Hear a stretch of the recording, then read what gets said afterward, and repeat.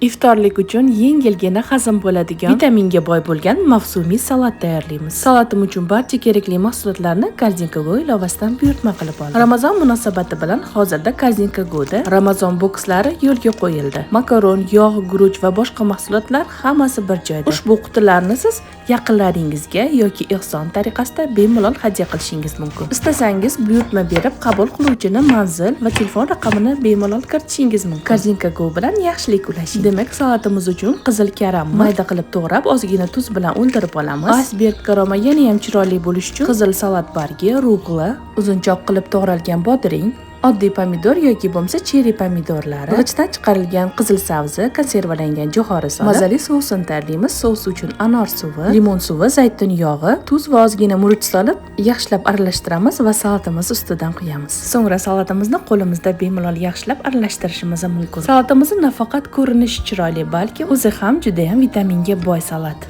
Oling, siz ham yeb ko'ring.